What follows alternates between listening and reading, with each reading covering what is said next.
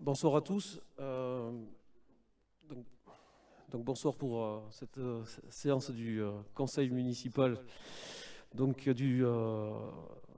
pour le vote du budget. Séance très importante qui fait suite donc au vote des comptes administratifs et au débat d'orientation budgétaire que nous avons eu dans cette même salle le 11 mars. Donc, pour procéder à l'appel, donc en l'absence de Béatrice Ducasse qui est légèrement en retard, donc Monsieur Luc va procéder à l'appel en tant que doyen.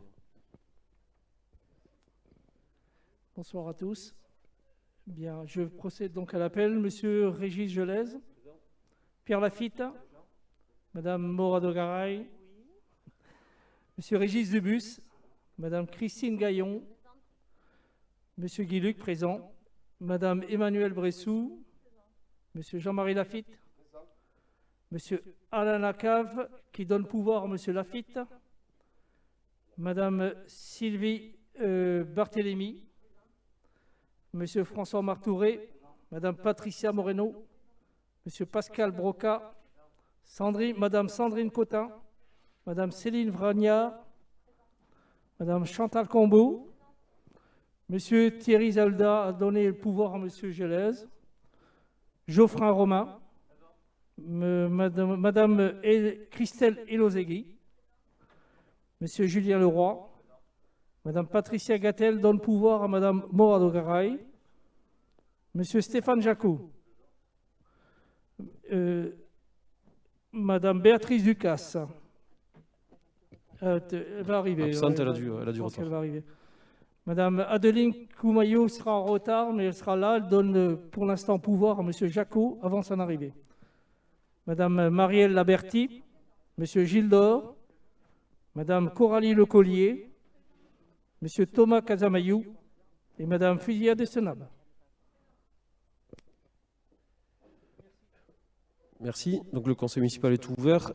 Premier point à l'ordre du jour, donc l'approbation du procès-verbal du 11 mars 2021. Est-ce que vous avez des questions, des interventions sur ce procès-verbal? Non? Donc, qui est contre? Qui s'abstient? Unanimité. Donc ensuite, nous avons de nombreux points sur les finances. Et donc c'est M. Guy Luc, adjoint aux finances, qui va porter ces délibérations. Bien, alors nous sommes donc sur la question numéro 1 qui est relative à la révision de 2 autorisations de programme pour les opérations Stade de la Fougère et sécurisation des écoles. Ces opérations de programme ont été votées le 27 mars 2019. Elles peuvent être révisées chaque année. Par conséquent, il est proposé de réviser les montants inscrits au plan pluriannuel des investissements, soit pour le Stade de la Fougère, pour 2021, 108 000 € en dépenses et nous attendons une recette de 113 820 de subventions. Vous avez ensuite les crédits, les dépenses qui sont programmées en 2022 et des dépenses en 2023. Le tout pour un total de 942 993,01. Et le total des recettes se montera à 162 600. Nous passons donc à la sécurité des écoles. Vous avez un programme en 2021, les dépenses s'élèveront à 15 000 € pour des recettes qui s'élèveront à 15 469,75. Les dépenses pour un total de 82 351,09 et des recettes à 65 880,87. Vous avez des questions? Non.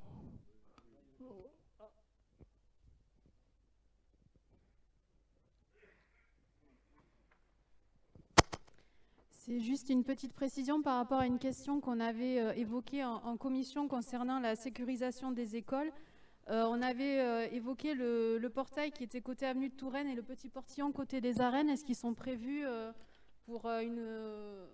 pour être modifiés puisqu'ils sont très très bas, ils sont à 1 mètre, même pas, peut-être pas 1 mètre 30. Est-ce que c'est prévu de rehausser la clôture par rapport aux problèmes liés à Bien. la sécurisation des écoles. Si vous voulez, la révision des clôtures est brise-vue à la baisse, car non nécessaire est obligatoire. On n'a pas prévu de le programmer. C'est vrai qu'on peut peut-être y faire attention, mais ce n'est pas prévu au programme. Hein.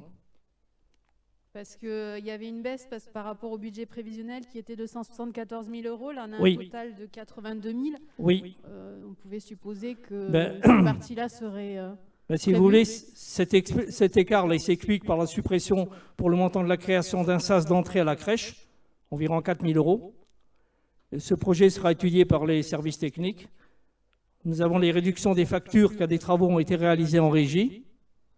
Et puis la révision des clôtures est brise-vue à la baisse car non nécessaire et obligatoire. Et aussi la suppression des figurines géantes qui seront remplacées par des panneaux beaucoup moins onéreux.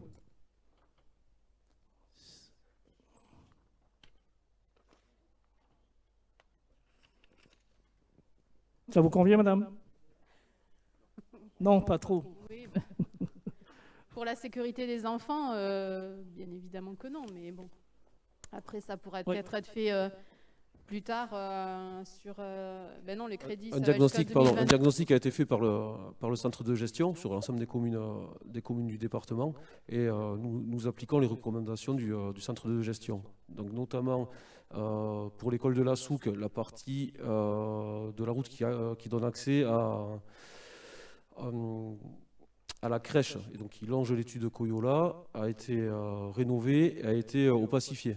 Enfin, l'ensemble ensuite, la réhausse n'était pas prévue, elle ne sera pas faite, elle est non obligatoire, comme l'a précisé M. Luc. Donc nous ne changerons pas les portails.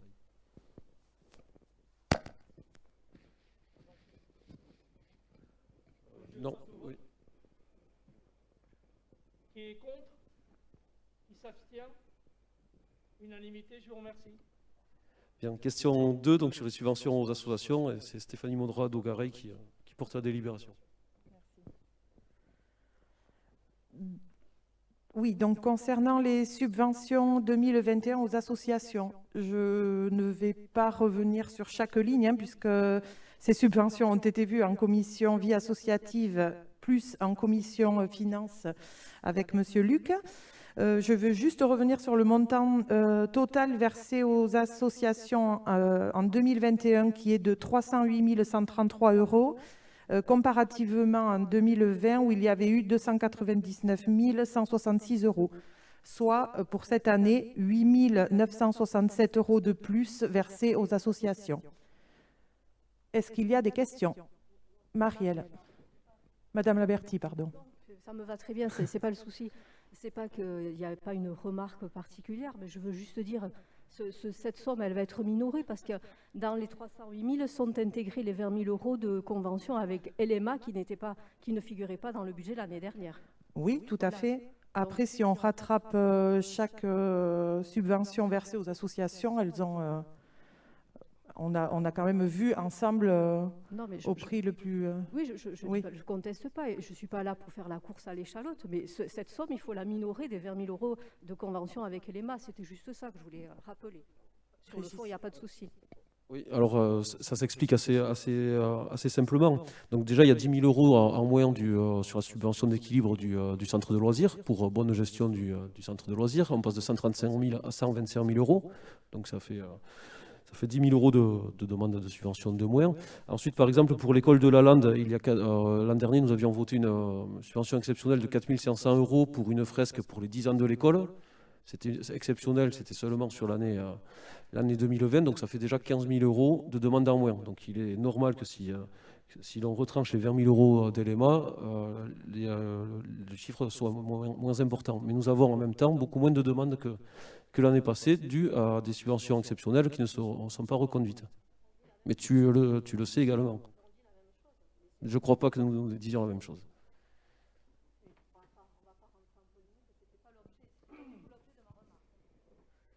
Et ensuite, il y a aussi des subventions qui ont été demandées cette année pour la première fois. Donc ça aussi, ce sont des subventions qui viennent en plus quand même. D'autres questions? Madame Testenab.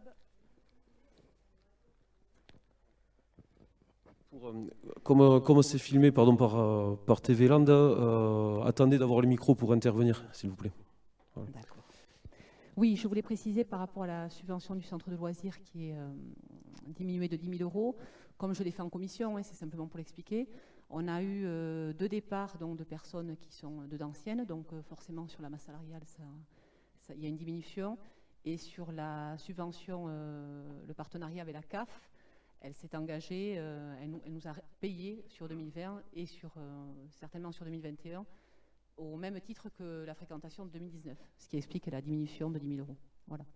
Donc quand il faut l'augmenter, on sait venir demander, mais quand il faut baisser, donc c'était avec ma casquette de présidente de l'association. Merci. D'autres interventions? Donc, le conseil municipal est appelé à approuver les subventions attribuées aux associations pour un montant de 308 133 € et à préciser que ces sommes sont inscrites aux articles susmentionnés au budget primitif 2021. Qui est...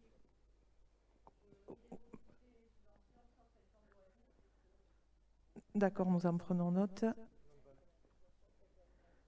D'accord. Pour la GV et le handball. D'accord, donc toutes les personnes ne participent pas à tous les votes. Oui. Donc, qui est contre? Qui s'abstient?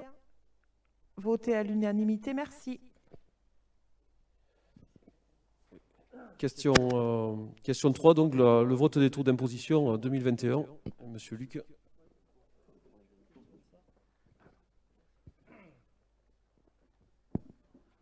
Oui, nous sommes donc amenés à voter les taux d'imposition pour 2021. Donc nous vous proposons un statu quo, à savoir pour la taxe foncière 20,64%, pour la TH 15,45%, pour le foncier non bâti 43,47%.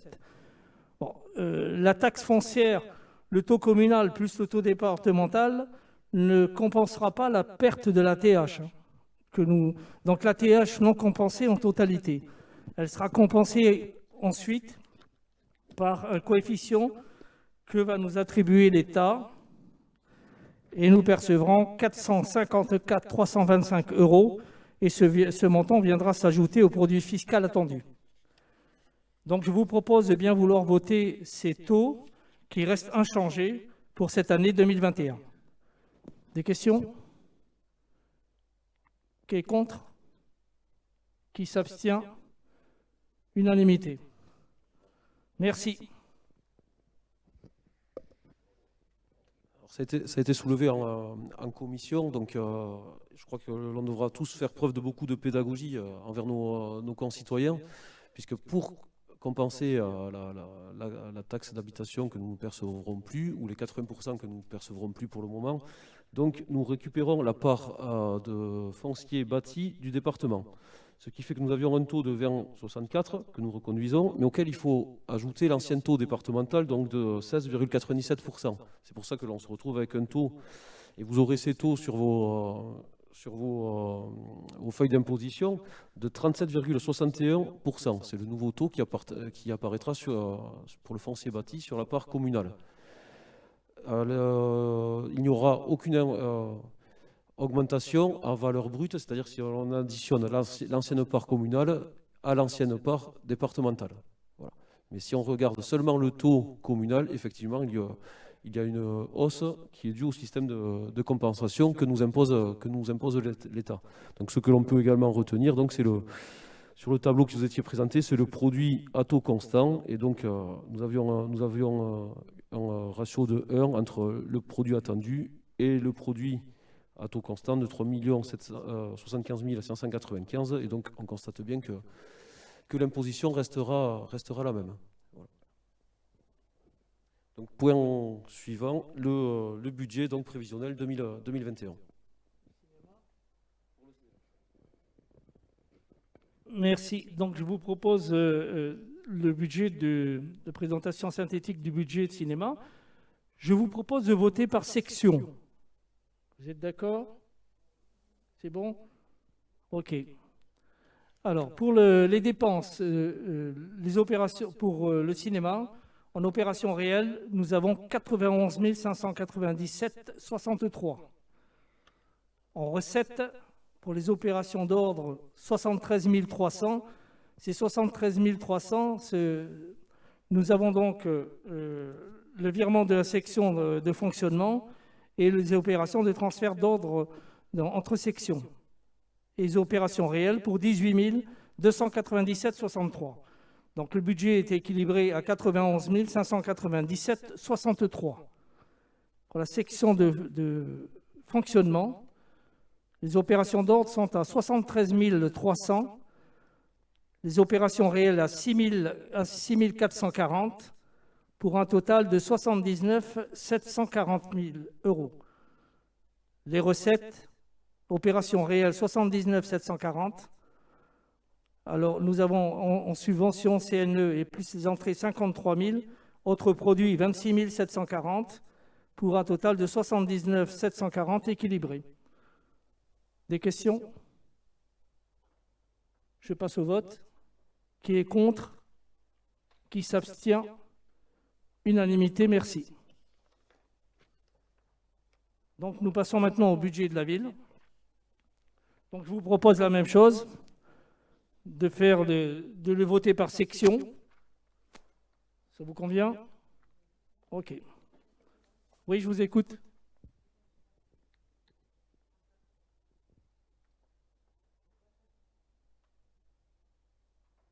Pardon? Bon, OK. Alors, pardon. Pour la section investissement en dépenses, nous avons un total de 253 824,33. Les opérations réelles pour 3 757 842,04. Un total de 4 011 666,37. Pour les recettes, nous avons donc en opération d'ordre 2 108 634,89 et en opération réelle 1 490 973,02. Pour un total équilibré à 4 011 666,37.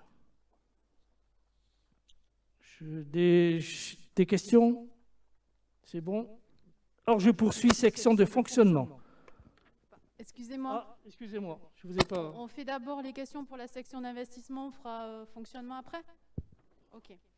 C'est juste des petites précisions concernant certains chapitres. Tout d'abord, le 21 532, réseau d'assainissement, c'est un chapitre qui n'y figurait pas l'année dernière. 233 000 euros, ça correspond à quoi? Alors... Pardon, 21 532. Réseau d'assainissement plus 233 000.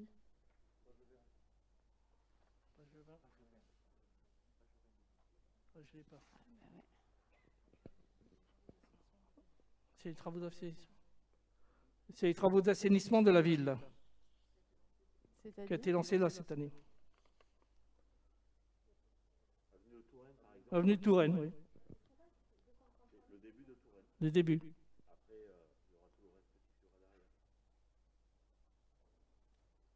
Ok.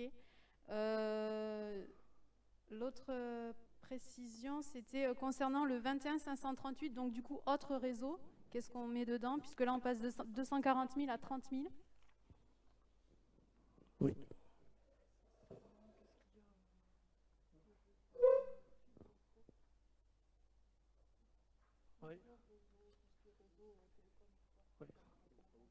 Oui, c'est les réseaux télécoms, oui. Ça, c'est télécom.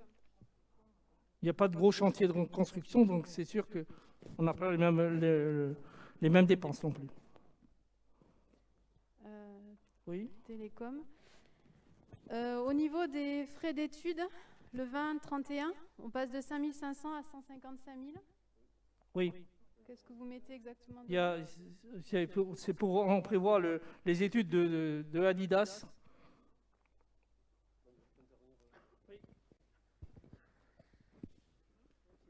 Oui, tout avait été présenté au au débat d'orientation budgétaire et également en commission, donc sont compris là-dedans les études. Juste, on avait juste le numéro des chapitres. Non, mais, Là, on a le non, mais détail. les chiffres, non, les grandes masses vous ont été données. C'était donc les études Satel, donc pour Adidas, avec appel à un programmiste, donc pour toute la programmation pendant une année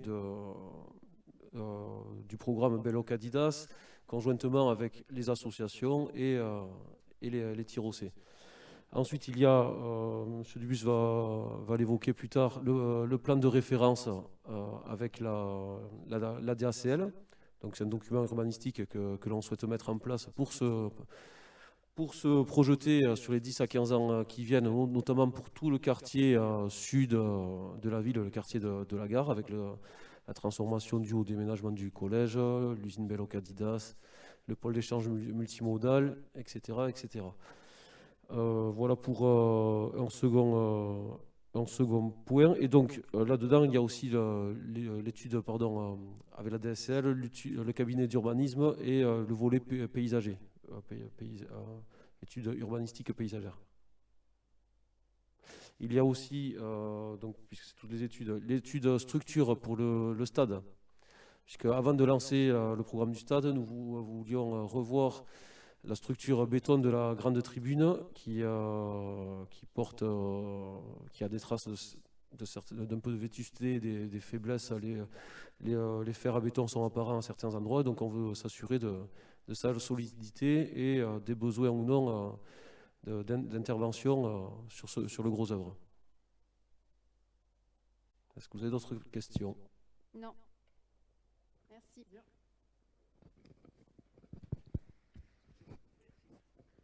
Donc, je vais passer à la section de fonctionnement. Alors, en dépenses, nous avons pour les opérations d'ordre pour un total de 2 080 489,41. Les opérations réelles pour un montant de 7 310 275,93. Pour un total de 9 390 765,34. Pour les recettes, en opération d'ordre, 225 678 85. Et les opérations réelles, 9 165 086 49. Équilibré à 9 390 765 34 pour un budget total de 13 402 431 71. Des questions? Donc je vous propose de voter. Excusez-moi. J'attendais le micro, désolé. C'est juste quelques petites précisions Oui. encore. Au 61,88, autres frais divers, on passe de 850 € à 15 000 €. Ça correspond à quoi, s'il vous plaît? Oui. Alors. 61,88. C'est la réaffectation des consultants que nous avons. Nous avons 2 consultants, un consultant Orphéor et un consultant Simco. Avant, c'était passé sous une autre imputation et cette année, nous les avons imputés à ce chapitre-là. C'est une veille sur les Oui, c'est la veille financière. Voilà. C'était le 62,26 auparavant. La ligne juste en dessous avec une grosse baisse. Vous ne l'avez pas vu, il y a une grosse augmentation sur le 61,88 et le 62,26. Il y a une grosse baisse. De 16 000 €.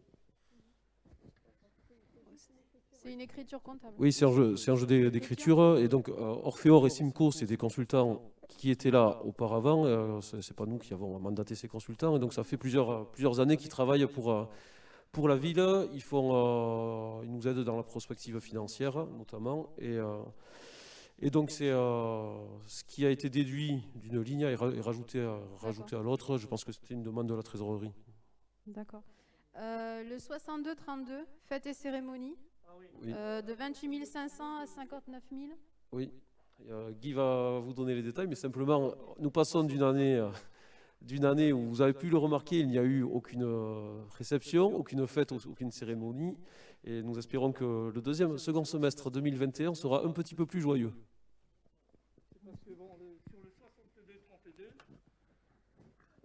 Alors nous avons 2 000 € pour la bibliothèque, 3 200 pour la communication, 15 000 pour les fêtes, 20 000 pour le CEVA. Dans le CEVA, lui, il a prévu ce qui n'était pas fait l'année dernière, à savoir pour les fêtes de Noël, la fête de la musique, et sur la SACEM évidemment, et les Soyons Nature. C'est un nouvel événement que nous envisageons de faire. Et la fête de la bière, comme vous en avez parlé la dernière fois.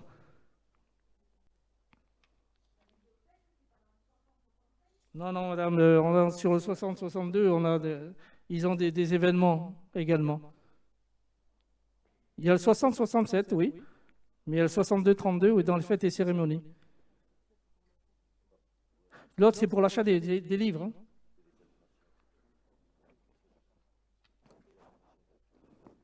Et le 62-82, 62. les frais de gardiennage ont augmenté. On passe de 500 à 7000. Oui, ce sont les agents de sécurité pour les fêtes. Et il n'y a pas eu l'année dernière, donc cette année, on envisage tout. Non, parce qu'il y avait marqué église et forêt, donc c'était par rapport à... Hein? Oui, c'est un frais de gardiennage, oui. Mais voilà, mais c'était ce qui était marqué dans le chapitre, c'est pour ça que ça paraissait Ouais.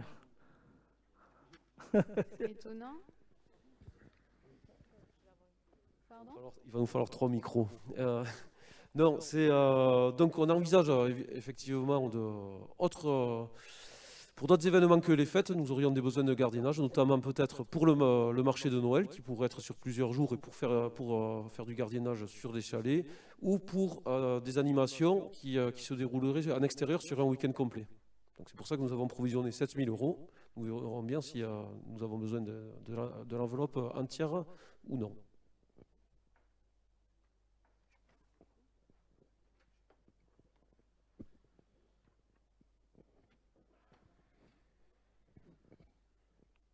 Autre chose? C'est bon? Non, merci. Merci, madame. Donc, je vous propose de bien vouloir voter. Ah, madame Fusillard, excusez-moi, madame. Merci. Madame Destella, Il n'y a pas de excusez-moi. souci. Je vous écoute. Voyons, on est sur le détail. Oui, la bourse est prise. J'étais surprise qu'on n'ait pas pu s'augmenter par rapport à la bourse au BAFA, qui s'est rajoutée. Bourse et prix, c'est pas sur cette ligne-là? 67,14.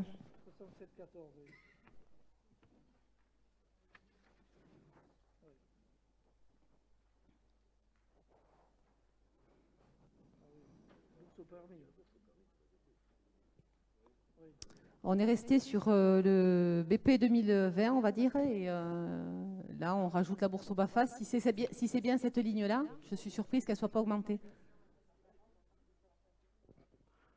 Oui, mais la bourse au permis baisse et par conséquent, ça compense le BAFA. D'accord. C'est pour ça. Pourquoi elle baisse, la bourse au permis? Si vous vous souvenez, nous avons revu le règlement de la bourse au permis. Donc pour que l'enveloppe globale que vont toucher les jeunes sera la même, mais la participation de la ville diminue et est compensée par une majoration de la participation départementale. Ce qui fait que l'enveloppe globale de notre budget diminue et pour le BP 2021, nous sommes restés à enveloppe constante pour financer la bourse au BAFA. D'accord. On aurait pu choisir de financer sur la même somme, plus de permis. Non. C'est le département qui compense ce que l'on ne met J'ai pas. bien compris. Je dis que la compensation départementale, on aurait pu financer peut-être 1 ou 2 permis de plus. Mais on finance toutes les demandes.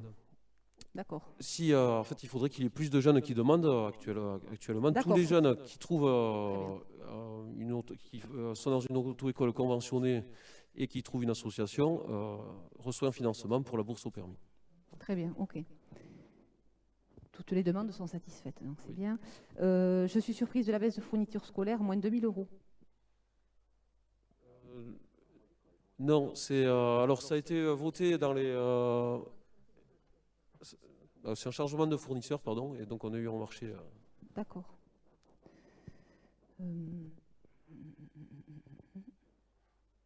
Et la subvention au CCAS qui diminue de 20 000 euros.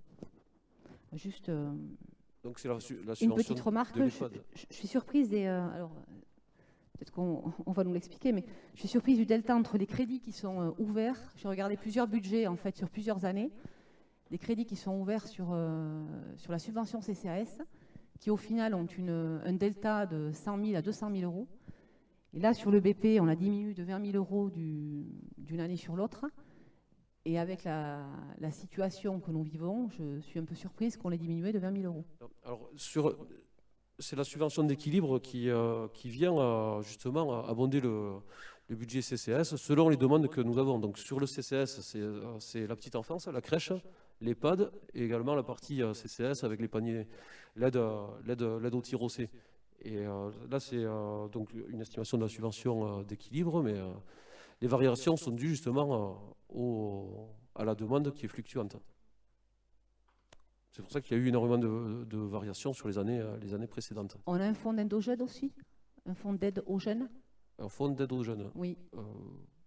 Pas spécifiquement. Non. Pas Un sur le fonds d'aide CCAS? au tiro, c'est pas spécifiquement fléché vers les jeunes. D'accord.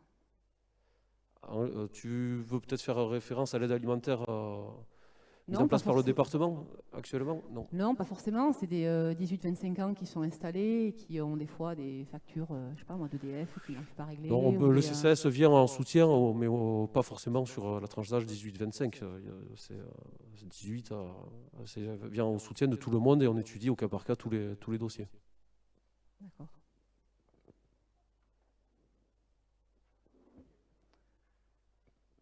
Je suppose qu'on va passer au vote. Je voulais faire une intervention plus globale sur le fond. Juste tout ce qui est section d'investissement compte 21-21 par rapport aux plantations d'arbres. Ça augmente à 28 000. Est-ce que juste savoir quels projets sont concernés sur cette plantation? Je ne pense pas qu'il y ait de projet spécifique. C'est dans la ville en général? On a décidé de refleurir la ville. D'accord, donc c'est centre-ville, des choses comme ça. Enfin, c'est pas localisé. C'est pas localisé, c'est un peu partout. Ok, d'accord. Bon. Tu peux voter contre si tu le souhaites. Non, je pense pas, mais bon, enfin, c'était pas le but, c'était plus savoir en fait. C'était pas forcément pour voter contre derrière, quoi. Voilà. Je peux? Donc, c'est une intervention plus globale. On a les lignes d'études et de recherche qui augmentent. Donc, chacun sait que les études ont un coût. Moi, à ce sujet, il me semble que notre commune vit depuis plusieurs années de grandes transformations en termes démographiques, avec des zones qui sont fortement urbanisées, et également de grandes transformations en termes d'aménagement, avec le skatepark, le pôle sud, ou encore les projets à venir avec l'implantation du futur collège, le projet culturel, ou encore le pôle multimodal. Alors, je pense qu'il y a urgence à diligenter une étude globale sur tout le territoire tirocé. En commission, vous nous présentez des parcelles destinées à l'urbanisation. Alors, vous êtes satisfait de passer de 35 logements à 30 à l'hectare. Et vous nous dites qu'il y aura donc à tel endroit 50 logements, puis là 60 avec 130 places de parking, et puis sur une autre parcelle de 450 logements. Alors, bien sûr, c'est pas l'année prochaine, mais je ne suis pas contre le logement. Tout le monde sait qu'il en faut. La question est comment est-ce qu'on travaille ces aménagements? On modifie le plan local d'urbanisme qui est censé cadrer les choses sur telle ou telle parcelle, parce que la vision se fait au fur et à mesure. Je vous avoue que je suis inquiète parce que je n'ai pas l'impression qu'il y ait une vision globale, une vision de projection sur le long terme. Il y a l'aménagement et tout ce qui va avec, la circulation, des biens et des personnes, ou encore les réseaux, qui n'ont pas manqué de nous rappeler à l'ordre lors des dernières grandes pluies. Et sur le plan économique, c'est encore plus flou, même si c'est de compétences intercommunales, il ne se passe rien. Enfin si, des auto-entrepreneurs qui mettent la clé sous la porte ou des commerces qui se déplacent. Donc finalement, pas vraiment de choses positives sur ce sujet-là. Pour ceux qui ne l'ont pas lu, le diagnostic l'a confirmé dernièrement, 66,9% des actifs travaillent hors Tyros. Alors je le redis, moi je suis inquiète et je me demande jusqu'à quel point serons-nous une ville dortoir. je ne voterai pas ce budget. Parce que je pense qu'il est nécessaire de faire une étude beaucoup plus globale sur le territoire.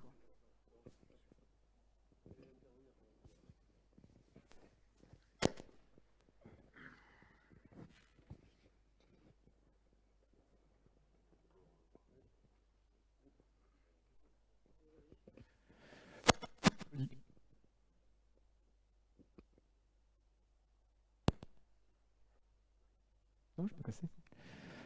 Nous validons donc le soutien apporté à l'enfance et à la jeunesse, le soutien apporté aux commerçants qui devra être conforté, les actions apportées en faveur du bien-être au travail des agents communaux, la volonté de ne pas actionner le levier fiscal, mais nous regrettons qu'il n'y ait toujours pas le lancement d'une étude pour la réalisation d'une salle multi-associative, alors que de nouveaux habitants sont amenés à s'installer sur notre commune.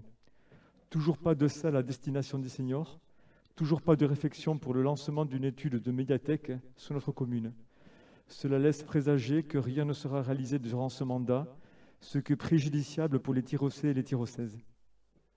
Bien, bon, je vais répondre en deux temps. D'abord à Madame Destenave. Donc je regrette que vous ne votez pas le budget. Effectivement, il faut que l'on se projette. C'est notamment notre volonté de nous projeter avec le plan de référence dont va parler un petit peu plus loin Régis Dubus. C'est notre volonté de nous projeter en modifiant le PLUI avec la communauté de communes.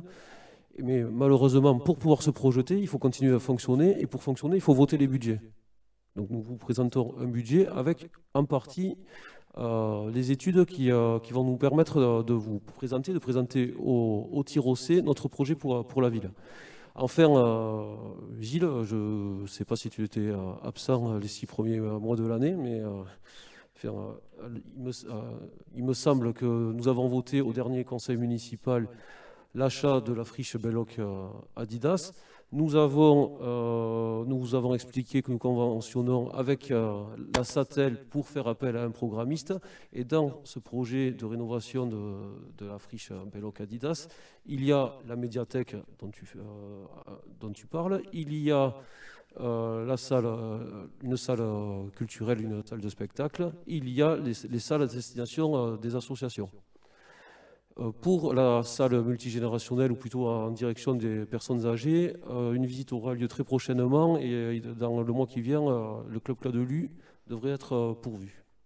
Non, vous ne m'enlèverez pas l'esprit, on a déjà discuté de ça, que ce projet de Belloc Adidas, pour moi, est une imposture totale. Vous le savez très très bien, vous vous êtes aperçu qu'au bout de quelques mois en fin de programme, qu'il y avait un promoteur. Ce promoteur, s'il avait eu les reins solides, vous n'auriez rien pu faire. Vous avez bloqué son permis, simplement ça. D'accord ? Et rien ne pourra se faire. Lorsqu'on va évaluer le budget financé, la dépollution des sols, vous allez vous retrouver dans une situation catastrophique. Et là, les Tyrossais vont s'en apercevoir. C'est une imposture totale. Bon, je crois qu'il n'y a même pas lieu de réagir.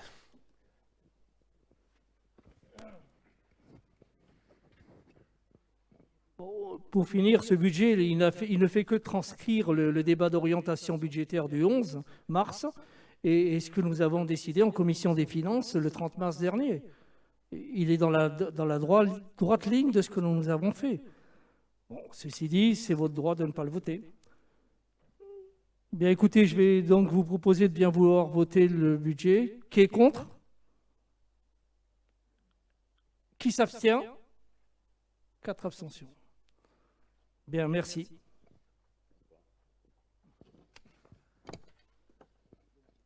Bien, je passe donc à la taxe de séjour. Donc la taxe de séjour, là, si vous voulez, c'est sur le fond, il n'y a pas de changement. Nous restons avec des taux similaires à ceux de l'année précédente. Sur la forme, on a juste enlevé la case des 10% que prend de la part départementale. Il n'y a rien de particulier sur ces documents-là. Alors aussi, là, je vous invite à vous prononcer. Le conseil municipal est appelé à approuver la mise en place de ces nouveaux tarifs qui ne changent pas par rapport à l'année précédente. Qui est contre? Qui s'abstient? Unanimité, merci. Je passe.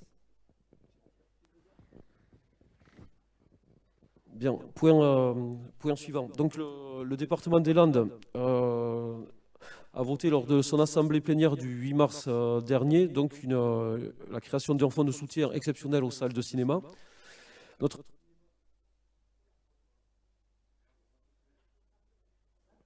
C'est bon? Oui, c'est bon, ça refonctionne, excusez-moi. On a sauté, on va y revenir en arrière. On termine, je suis lancé, on termine sur le cinéma. Ok. Donc le cinéma, notre cinéma est classé art et essai et a droit à ses subventions. Par contre, nous ne gérons pas directement le cinéma. Il est sous délégation de service public. Donc c'est l'association Cinétir qui a délégation jusqu'au 31 août 2021. Et selon le barème donc, du conseil départemental, l'association Cinétir a droit à une subvention de soutien de 3 000 €. Donc par cette délibération, est-ce que vous nous autorisez à donner le droit à Cinétir de faire la demande de subvention au conseil départemental? Est-ce qu'il y a des questions? Non. Donc qui est contre, pardon? Qui s'abstient? Unanimité. Merci pour Cinétir.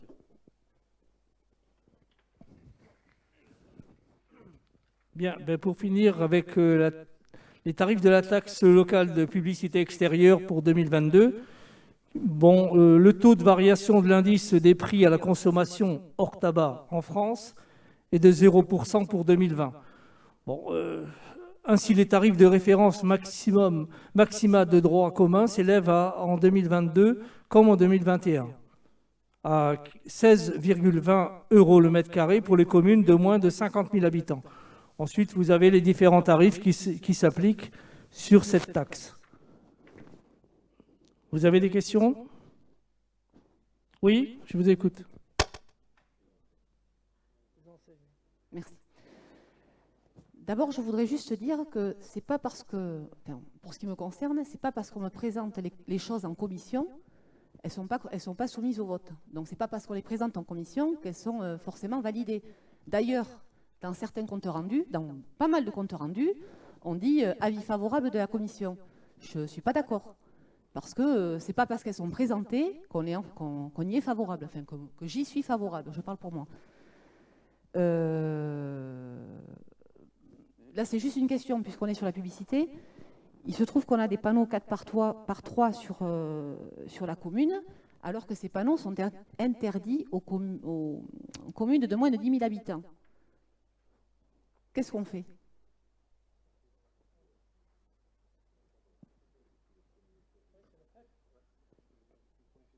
C'est la compétence de la préfecture depuis. Donc en fait, la police concernant les enseignes est passée sous compétence de la préfecture depuis le 1er février 2021. Donc on attend. Non, on l'attend pas. On l'attend pas, mais je n'ai pas moi la capacité de demander à Madame la préfète d'accélérer. Je pense qu'on pourrait. On ne peut pas interdire, ou sur les documents d'urbanisme, on ne peut pas interdire, enfin on peut limiter, mais on ne peut pas interdire ce type d'enseigne. Ensuite, il est plus facile de s'opposer à la mise en place de nouvelles enseignes plutôt que de les faire retirer. C'est un travail qui peut être effectué, mais qui est long et qui est difficile à mener, parce que derrière, c'est également des emplois, c'est également, même si on peut voir ça comme une pollution visuelle, c'est difficile de faire retirer des panneaux 4 par 3.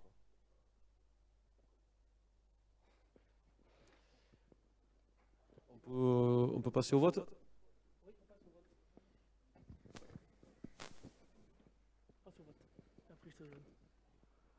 Bien, je vais vous demander de bien vouloir voter. Qui est contre? Qui s'abstient? Unanimité, merci. Question 9. Convention d'assistance à maîtrise d'ouvrage avec l'ADACL en vue de l'élaboration d'un plan de référence.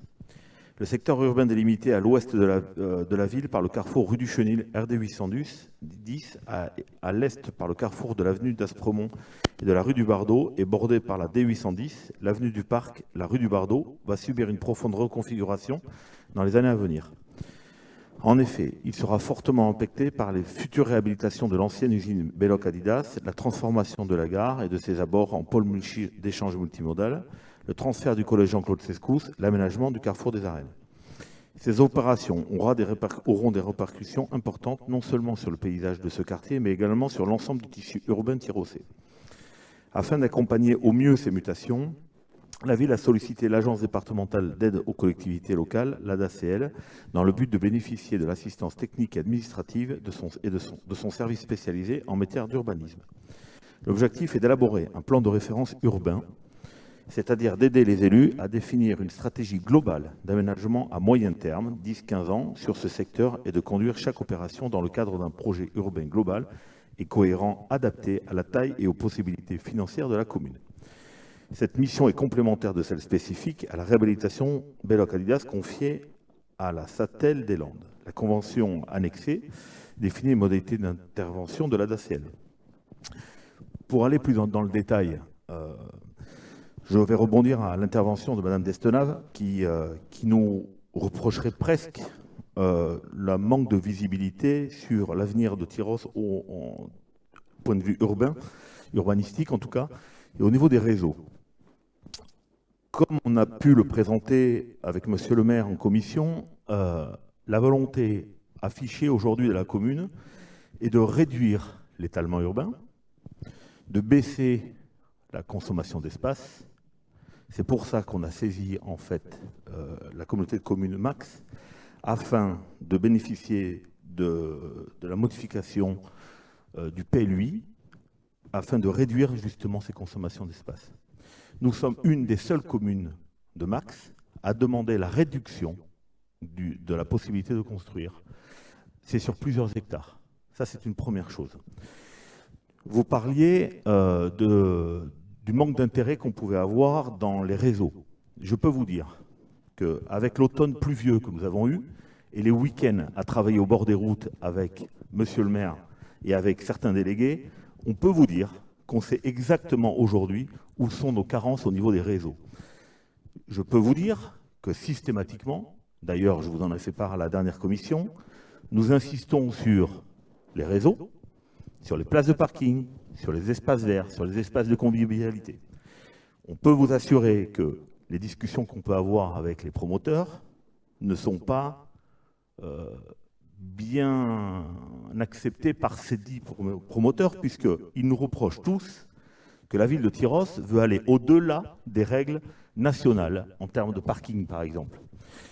Donc moi, lorsque je vous les présente en commission, alors j'apprends aujourd'hui que votre avis n'est pas reporté, mais il le sera dorénavant. Mais en tout cas, on vous demande votre avis parce qu'on considère que c'est important. Mais je peux vous assurer que c'est important pour nous de travailler sur l'avenir de Tyrosse au niveau sur les réseaux et sur l'urbain, c'est ce qui manquait jusqu'à présent. Voilà, c'était une petite mise au point que je voulais faire. Est-ce que vous avez des questions sur cette question ? Merci. Alors, nous ne contestons pas l'utilité des études d'aménagement. Le périmètre d'études que vous nous proposez ce soir nous semble être très restreint. Les abords de la gare, le transfert du futur collège et l'aménagement du futur carrefour des Arènes, puisque la réhabilitation des parcelles Belloc Adidas a été confiée à la Satelle, on l'a appris récemment.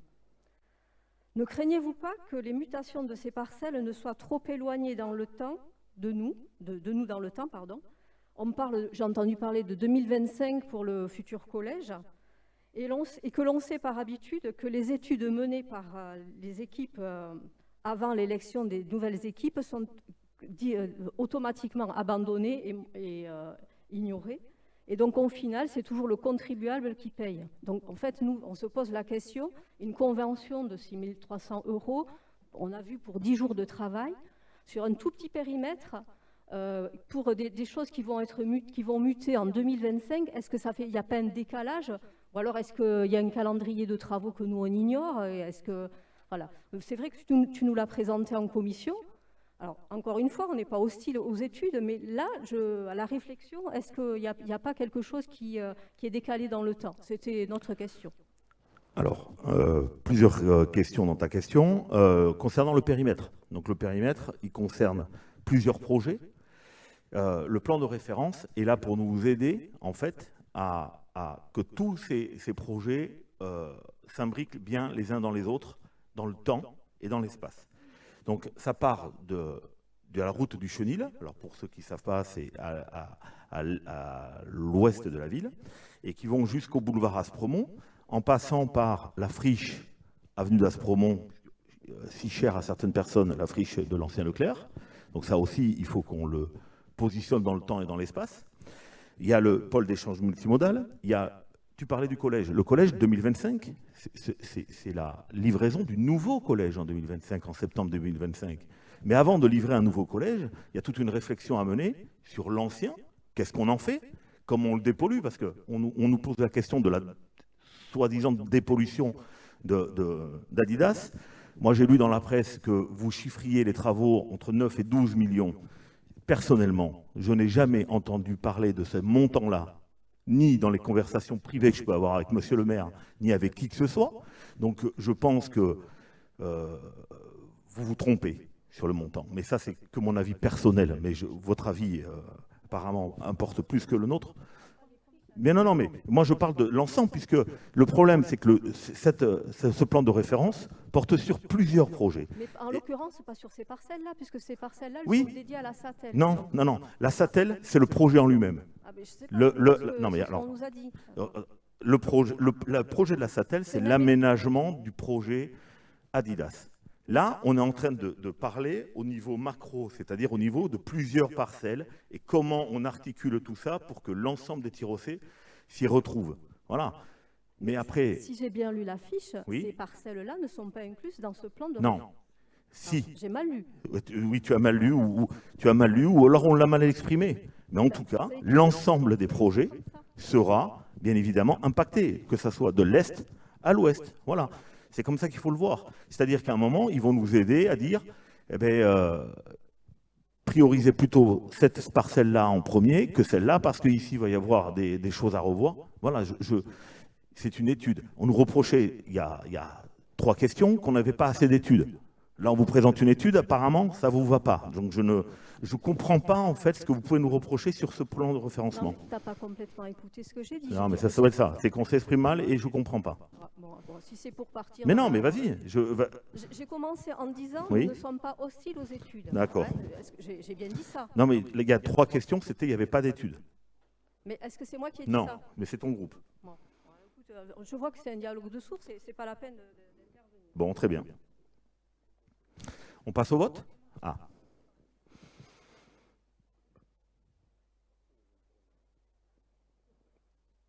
Après le vote. Monsieur Dubus, vous l'avez dit, c'est comment les Tyrossais vont raisonner, verser par celle-là. Moi, ce que je dis, c'est que c'est une étude globale, voilà, sur la ville. Et le collège, il n'est pas là-dedans.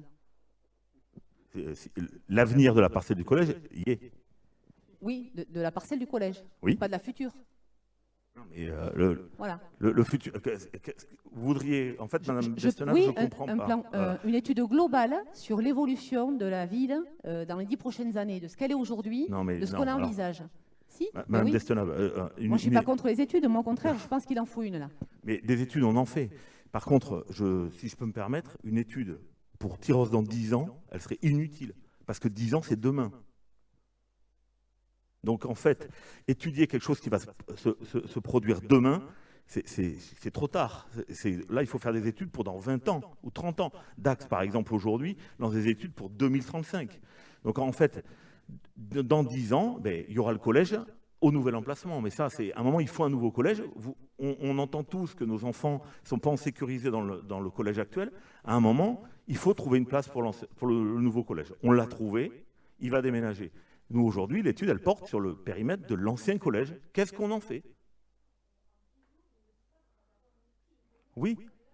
Non, mais C'est un plan de référence, c'est un plan de référencement. Je suis étonné quand même que les anciennes élus que vous êtes, feignent en fait l'ignorance sur ces études-là. Vous savez très bien que c'est ce qu'on vous reprend dans la fiche, c'est pour aider les élus en fait à piloter toutes les opérations. Est-ce que j'ai répondu à ta question, Madame Destonave? Non. Non, mais je vais en rester là. Très bien. On va faire. Cet air condescendant devient là. D'accord, mais ça doit être ça. On va passer au vote. Qui est contre? Qui s'abstient? Très bien. 3 abstentions.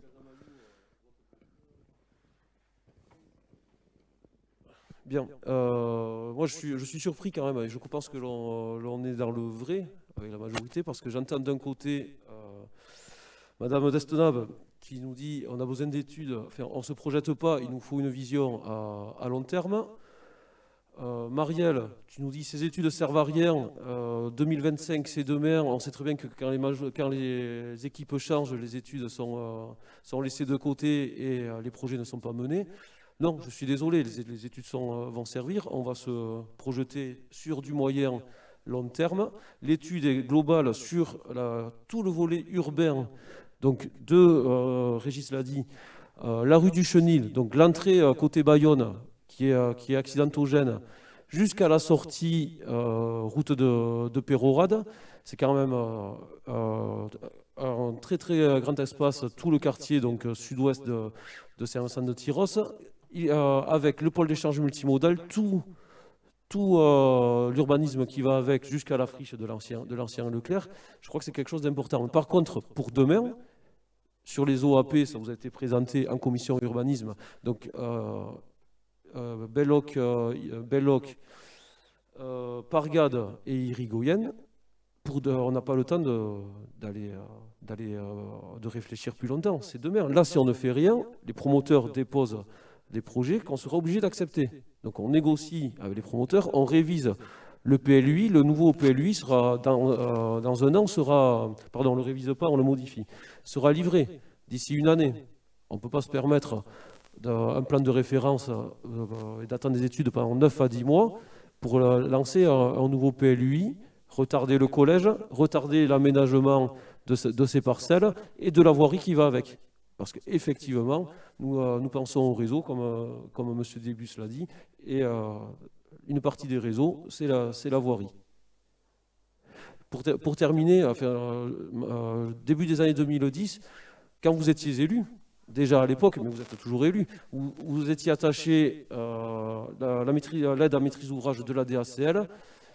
Donc c'est une assistance à maîtrise d'ouvrage en 10 jours, la DACL va nous aider à définir un cahier des charges et nous amener jusqu'à la consultation pour trouver un cabinet urbanistique avec qui on va travailler. À l'époque, vous avez travaillé avec Axiom. Donc tu sais très bien comment ça marche, Marielle. C'est pas personne ne va venir en 10 jours nous dire ce que sera Tyrosse en 2020 ou 2030. Ça prendra un petit peu plus de temps et on peut faire confiance quand même à la DACL qui est un organisme public. Non, tu as dit ça. Tu as dit en 10 jours. On ne va pas nous pondre le Tyrosse de demain. Non, ça ne se fera pas en 10 jours. Par contre, le cahier des charges pour consulter les urbanistes, ça, on va le faire. Pour ce qui est de la continuité, vous aviez un très beau projet donc, qui prenait l'avenue de la Gare, place du Foirail, la place Plaisance avec l'ancien marché couvert. Malheureusement, vous avez perdu les élections et l'équipe précédente n'a pas choisi de conserver votre projet. Je le regrette, j'aurais préféré que la place Plaisance soit autre chose et qu'il n'y ait pas l'immeuble Bouygues à la place de la parcelle d'Odon. Mais pour cela, il aurait fallu ou que l'ancienne équipe ait la présence d'esprit de s'appuyer sur cette étude, ou que vous gagniez les élections.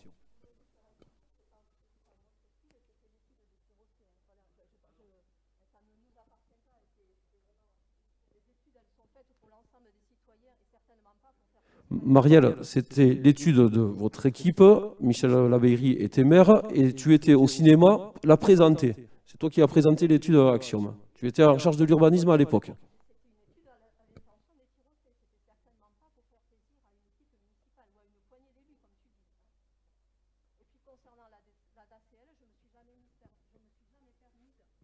Je ne me suis jamais permise de juger le contenu du travail qu'ils peuvent réaliser. Je m'interroge encore une fois sur le périmètre que vous avez choisi d'étudier. Et je m'interroge également sur la durée d'une étude en 10 jours pour penser le Tyros dedans 15-20 ans. L'étude ne va pas durer 10 jours. C'est de la DACL pour mandater un programmiste derrière. Pardon, un cabinet urbanistique. Bon, point suivant, question 10. Stéphanie Moura-Dogareil va nous parler un peu de culture pour détendre l'atmosphère. Merci. Donc, je vais vous parler de la signature d'une convention d'objectifs et de moyens avec l'association LMA, Land de musique amplifiée. Donc, comme vous le savez, la politique culturelle était portée initialement par l'Office Tyrossais de la culture et depuis 2014 par l'association Culturez-vous. L'association Culturez-vous a été dissoute à l'aube de notre élection. Donc, cette dissolution a mené l'équipe municipale à remanier la politique culturelle avec la création d'une commission extra-municipale qui s'appelle événements culturels, approuvée donc lors du dernier conseil municipal le 26 janvier dernier. Et la décision d'en confier la mise en œuvre à un acteur culturel professionnel. Donc, l'association, LMA a pour objet initial le développement des musiques amplifiées dans les Landes, notamment en accompagnant des artistes émergents. Forte de 25 ans d'existence et du développement d'un soutien aux communes dans l'organisation de leurs événements musicaux, elle souhaite également diversifier ses activités en développant la promotion d'autres formes artistiques comme le théâtre, la danse contemporaine et les artistes de rue. LMA bénéficie du soutien et de la confiance de Max, du département, de la région et de plusieurs communes landaises. Elle est aussi implantée, ça je ne voulais pas préciser, à Tyros depuis 2014, ce qui en fait bien évidemment un partenaire privilégié sur notre commune. La commission extra-municipale, donc événement culturel du 16 février dernier, a défini un cahier des charges qui a servi de base à la rédaction d'une convention destinée à fixer les modalités de collaboration entre la ville et l'association. La loi du 12 avril 2000 rend obligatoire par dérogation la formalisation d'une convention visant à subventionner des associations intervenant en matière de spectacle vivant, même en deçà du seuil fixé par ladite loi à 23 000 €. Le conseil municipal est donc appelé à approuver la convention d'objectifs et de moyens signée pour une durée initiale de 3 ans, renouvelable une fois, qui permettra à l'association de proposer une première saison culturelle à compter de l'automne 2021. Il autorise ainsi Monsieur le maire à signer ladite convention. Avez-vous des questions? Non. Alors on va passer au vote. Qui est contre? Qui s'abstient? Voté à l'unanimité, merci. Bien, la culture fait l'unanimité, c'est une bonne chose. Question 11. Donc, engagement de dispositif de service civique et demande d'agrément. Donc, vous connaissez tous le dispositif de service civique porté par l'État qui permet à des collectivités ou à des établissements publics d'engager des jeunes pour une durée d'1 an, variable de 6 à 12 mois, et des jeunes de 16 à 25 ans, sans condition de diplôme. Il y a souvent eu sur la commune, alors pas directement pour la ville, des jeunes qui sont intervenus au niveau des écoles, et donc les services civiques étaient portés par l'éducation nationale, ou au niveau du centre de loisirs, donc porté par l'association du centre de loisirs. Donc il vous est proposé de nous engager dans ce dispositif pour pouvoir recruter un jeune selon les besoins d'un service. Et nous avons notamment pensé au pôle éducation jeunesse, qui pourrait avoir un besoin pour aider les agents, notamment dans un projet d'échange européen. Donc souvent, pour ceux qui ont connu déjà dans le service civique, c'est des étudiants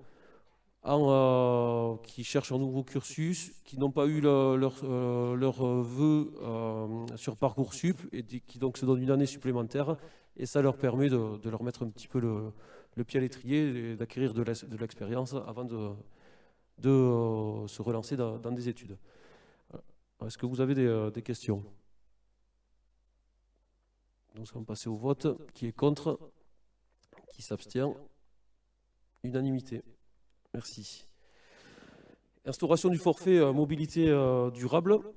Donc le décret 2020-1547 du 9 décembre 2020, en application de la loi donc, mobilité du 24 décembre 2019, orientation des mobilités, pardon, permet aux collectivités et aux différents services publics d'instaurer un forfait mobilité durable pour venir en aide aux alternatives au tout-voiture ou à ce qu'on peut appeler l'autosolisme. C'est-à-dire pour éviter que tous les agents viennent tout seuls avec leur propre véhicule sur leur lieu de travail. Ça existe déjà dans le privé. Donc cette loi permet d'instaurer un forfait incitatif au niveau des collectivités locales.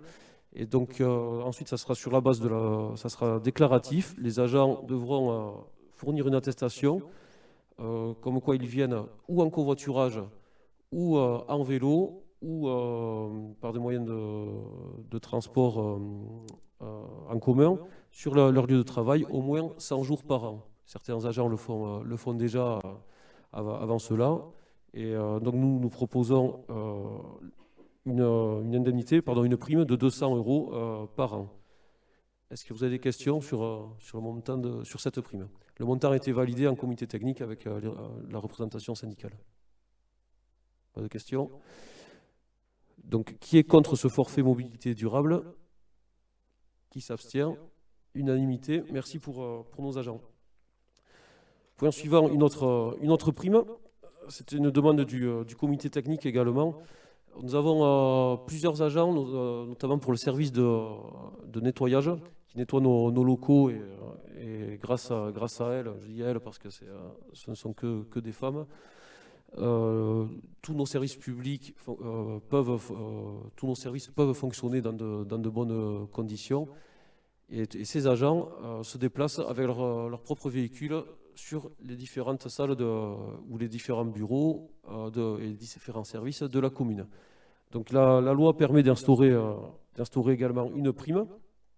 Alors nous avons décidé plutôt d'un forfait plutôt que elles avaient droit à des indemnités kilométriques, mais il aurait fallu qu'elles déclarent tous les mois combien de kilomètres elles faisaient.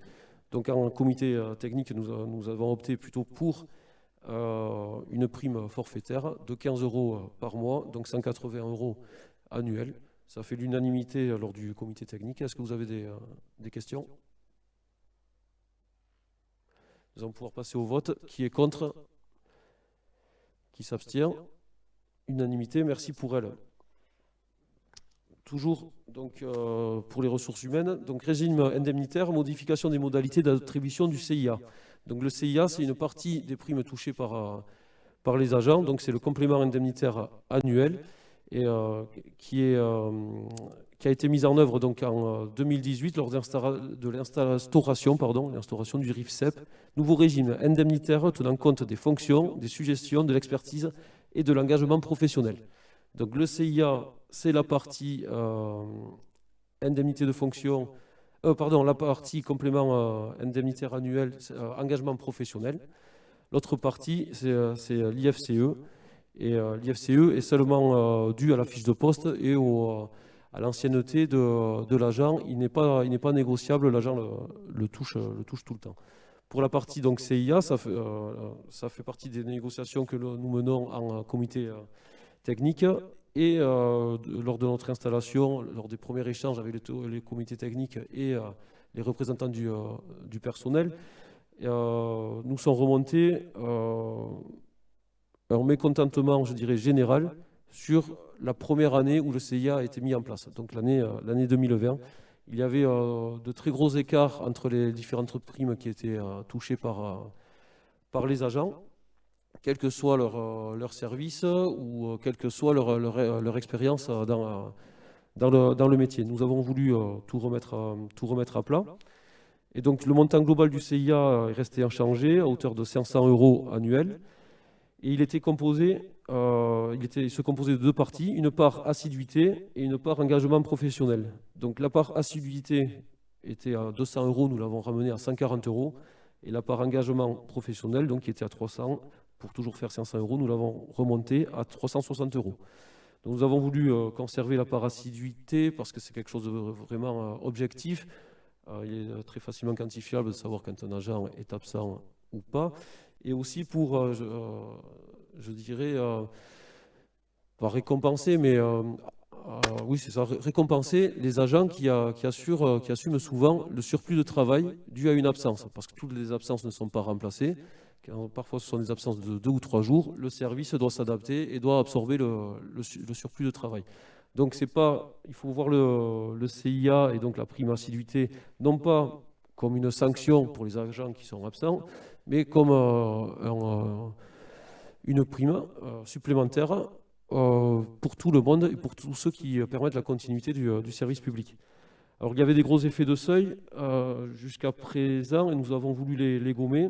Donc, le seul seuil qu'il y a, c'est jusqu'à 10 jours d'absence. De 0 à 10 jours d'absence, jour ouvrable, c'est-à-dire 2 semaines d'absence, nous ne touchons pas à la prime d'assiduité. L'agent perçoit toute sa prime. Et à partir du 11e jour, donc c'est 7 € de retenue par jour d'absence jusqu'au 29e jour. Et donc ça nous fait les 140 € pour un agent qui serait absent 29 jours. Est-ce que déjà vous avez des questions sur la partie assiduité? Non? Et donc maintenant, la partie engagement professionnel de l'agent. Donc nous avons fait évoluer la grille et notamment l'ancienne grille comportait 4 colonnes. Là vous avez 3 colonnes. À améliorer, satisfaisant ou point fort selon les compétences. Il y avait une première colonne, j'ai oublié son intitulé, mais qui permettait d'attribuer une note négative à l'agent. Et donc, ça, même s'il avait des points forts sur d'autres compétences, nous n'avons pas jugé bon de reconduire cette note négative. Et donc, sur les 3 grandes familles, donc c'est la qualité d'exécution du travail, valeur professionnelle, qualité relationnelle, capacité à travailler en équipe, implication dans le travail et manière de servir. Donc, vous avez à améliorer. C'est 0 point, c'est quelque chose qui n'est pas acquis, mais qu'il faut travailler. Satisfaisant, c'est quelque chose que l'on juge normal, c'est les conditions de service normales pour un agent qui est bien à son poste, donc qui fait un métier correspondant à ses capacités, à ses qualités et à ses compétences. Et enfin, point fort. Donc, la même chose, pour pallier les effets de seuil, nous avons voulu quelque chose de progressif. Mais à partir donc la grille va on peut avoir 24 points au maximum. À partir de 12 points, l'agent touche le CIA. De 0 à 11 points, il a 0 € de prime parce qu'il est anormal qu'un agent ayant un poste correspondant à ses qualifications ne remplisse pas donc n'est pas au moins satisfaisant ou n'est pas des points forts et des améliorés qui compensent, mais n'est pas au moins la moyenne. Donc l'agent, à partir de 12 points, il a 180 € de prime. Il a la moitié de la prime qui est au maximum de 360 €. Et ensuite, il a 15 € par point supplémentaire.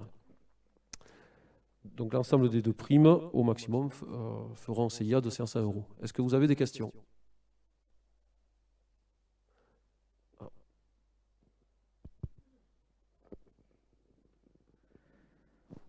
Bon, on l'a abordé en commission aussi, mais comment dire, ça fait un peu, c'est très scolaire, ça fait très. Et puis la double peine pour les personnes. Alors je reviens un peu sur l'assiduité, mais la double peine pour les personnes qui sont malades. Enfin voilà, c'est pas. En plus, avec la période qu'on traverse, il y a forcément des personnes qui sont plus sensibles que d'autres. C'est pas de leur fait, mais c'est vraiment une double peine. Donc moi, je m'abstiendrai sur cette question. Très bien. Pour rappel, donc l'ensemble du comité d'affaires, ça a été voté à l'unanimité par le comité technique. Donc, nous allons passer au vote. Qui est contre? Qui s'abstient? Donc une abstention de Madame.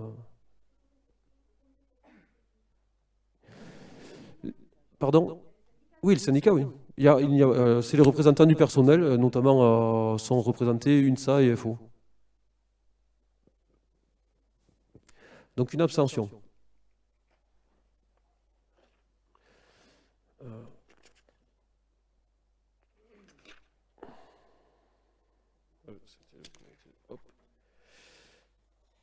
Alors, point 15, création de postes et tableau des effectifs. Afin d'adapter les postes aux évolutions des besoins de la collectivité, donc il vous est proposé de créer à partir du 1er juin 2021 un poste de rédacteur territorial à temps complet catégorie B, chargé de l'utilisation, de la sécurisation et de l'exploitation du domaine public et privé communal. Un deuxième poste de gardien de police municipale à temps complet catégorie C. Et un troisième poste d'adjoint administratif principal de deuxième classe à temps complet catégorie C, en vue d'un détachement sur les fonctions d'ASVP. Est-ce que vous avez des questions sur la création de ces trois postes? Donc, qui est contre? Qui s'abstient? Unanimité. Merci pour ces trois agents.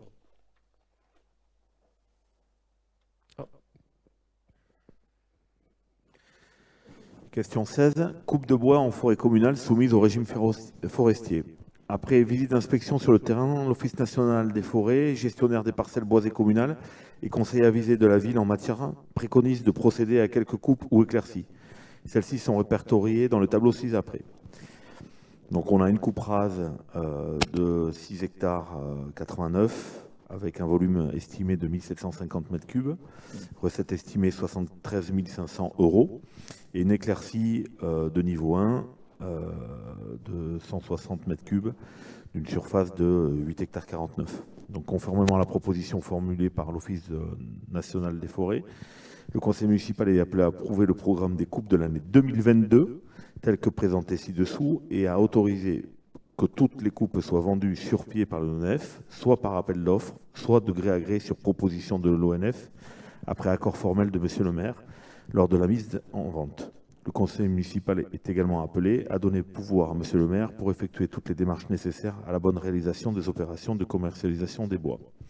Donc l'ONF qui nous suit au niveau de la gestion de notre patrimoine communal au niveau des forêts, donc je rappelle c'est 109 hectares de forêt, a une obligation par la loi, on a une obligation par la loi de passer par l'ONF pour tout ce qui est vente de bois sur pied. Et ses principales fonctions sont, attendez, on est bien d'accord que c'est d'agir durablement pour la forêt, de gérer, valoriser et sécuriser le patrimoine arboré, développer les loisirs nature et l'écotourisme, maîtriser les végétations aux abords des infrastructures et favoriser l'environnement au cœur des projets. Est-ce que vous avez des questions sur ça? Oui, juste comme c'est un sujet qu'on n'a pas abordé jusqu'à maintenant en commission, je ne sais pas exactement comment ça marche. Moi, j'avais une question par rapport à l'après 2022, coupe rase des 7 hectares. Oui. Qui est-ce qui, après, derrière, décide de replanter? On replante quoi? Qui c'est qui choisit ça? Est-ce qu'on va en discuter? J'imagine que les champs de pin, par rapport au changement climatique et à la biodiversité, ça risque de ne pas être ces essences-là qu'on replante. Voilà, je voulais savoir un petit peu plus sur tout ça, quoi. D'accord. Donc en fait, la gestion des forêts communales, en fait, c'est sur proposition de l'ONF. Donc l'ONF nous appuie, nous conseille, c'est quand même un expert. Il gère 11 millions d'hectares au niveau national, sachant que la forêt des Landes, qui est la plus grande d'Europe, c'est 1 million d'hectares. Donc elle gère 11 fois cette plus grande forêt d'Europe sur l'ensemble du territoire français métropolitain. Effectivement, ils reviendront vers nous. Comment ça se passe? Le terrain est laissé, on va dire, en jachère pendant 4 ans, en fait, pour tuer la vermine. Donc, en fait, pendant 4 ans, le terrain, pendant 4 saisons exactement, c'est pas vraiment 4 ans, il va rester nu pour que les repousses aient toute chance de vivre. Actuellement, il y a effectivement des réflexions sur la reconstitution des peuplements forestiers pour éviter les dépérissements biotiques dus en fait aux insectes et aux champignons et liés aux sécheresses éventuelles. Après, il y a une réflexion sur l'adaptation du peuplement forestier. Donc il y a eu une dizaine d'années, il y a eu des essais, alors Tyros en a bénéficié, de mettre des eucalyptus. Donc Tyros a eu une parcelle mise en eucalyptus. Ça a été juste la super mauvaise idée. En fait, on s'est rendu compte que ça tuait les parcelles. Donc, mais ça, on le sait qu'après. Donc je suis incapable de te dire ce que l'ONF nous proposera dans 4 ans, mais on sera bien évidemment à l'écoute de leurs propositions. Mais je pense qu'il y a un retour d'expérience qui est fait systématiquement. Mais aujourd'hui, dans les Landes, à part l'eucalyptus qui a été testé et qui est abandonné, on a un peu d'acacia qui est replanté, mais la forêt des Landes est donc artificielle depuis beaucoup d'années. Je ne crois pas que pour l'instant on ait trouvé un arbre mieux adapté à notre sol et à notre climat.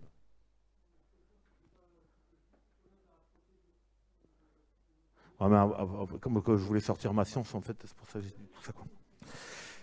Voilà. Non, mais en fait, la procédure, c'est au bout de 4 ans, l'ONF. En fait, l'ONF nous fait un plan en fait, de suivi de toutes nos parcelles. Pardon ? Non. C'est 4 saisons agricoles. Voilà. Donc c'est pour ça qu'on voit en fait au bord des routes des terrains qui sont laissés en jachère en fait. Au bout de 3 ans, ils enlèvent les souches. Voilà, et ils replantent à partir de ce moment-là. Et il y a des coupes en fait d'éclaircies, 1, 2, 3 en fait, à peu près tous les 10 ans, pour laisser justement les arbres les plus beaux en fait grandir normalement. On va passer au vote ? Ah, pardon. Donc c'est le long du chemin de Baron. En fait, il y a au bout de Bury, on passe l'aire multi-usage, on fait à peu près 300 mètres, et c'est avant le virage du Chêne-Liège, on va dire, à droite. Donc c'est une grande parcelle qui est ici. En fait, il y a 3 parcelles impactées, 2 en totalité et 1 partiellement. C'est les AP 54, la 232, la 234 exactement. De tête. Fusillard ? Non. L'éclaircie, c'est en fait, on élimine en fait les arbres les moins beaux pour laisser progresser ceux qui sont plus beaux à côté. Malheureusement, c'est la nature, quoi. On ne peut pas savoir, en fait. C'est de gré à gré ou en fait c'est lors de ventes aux enchères, en fait. C'est l'ONF en fait qui organise des ventes aux enchères avec des lots qu'ils ont préalablement en fait reportés sur des, je ne sais pas comment ça se passe, si c'est informatique ou si c'est voilà. Et les acheteurs se déplacent sur les communes pour regarder à peu près, estimer les volumes et tout, et font en fait des propositions. S'il y a un devoir, en fait il y a une somme minimum. Ça s'est déjà produit donc l'année dernière, en fait, où le prix n'était pas atteint. Donc l'ONF ne vend pas si le prix n'est pas atteint. Et c'est un prix qui est donné par l'ONF. Et après, ça se vend de gré à gré. On rentre en négociation avec 2 ou 3 personnes qui sont susceptibles de donner au moins le minimum à atteindre. Oui ?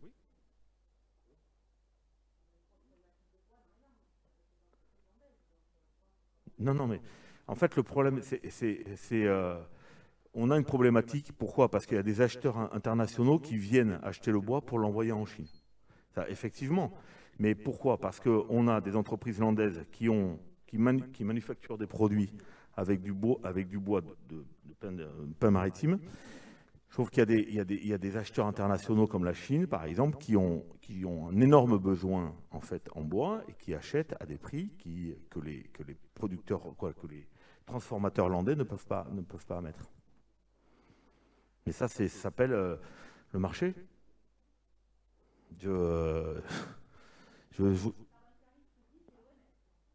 Oui, bien sûr. Oui, mais ça pousse à la... Mais en fait, tous les jours, moi, je suis poussé à la réflexion quand je vais acheter mon essence. Enfin, je n'achète pas d'essence, mais quand on va à la station, on peut se demander pourquoi le gasoil monte ou l'essence monte. Et malheureusement, c'est pas toi qui fais monter le gasoil, c'est le marché mondial. Voilà, mais on est géré par ça, malheureusement. Et nous, je ne pense pas qu'à notre niveau, on puisse, pour l'instant... Voilà, je ne sais pas quoi te répondre là-dessus, moi. L'ONF, elle suit, elle vend le bois et c'est tout. Oui.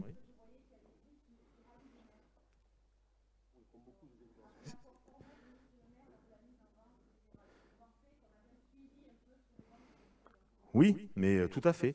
Mais l'ONF nous présente les propositions, d'accord ? Et monsieur le maire sera décisionnaire à ce moment-là, mais il peut très bien aussi refuser de vendre le bois, mais il mourra sur pied. Non, mais c'est ça, c'est exactement ça. Malheureusement, c'est pas monsieur le maire qui va mourir sur pied, hein, c'est le bois. Malheureusement, je n'ai pas de réponse à t'apporter. Voilà, on va procéder au vote. Qui est contre? Qui s'abstient? À l'unanimité, je vous remercie.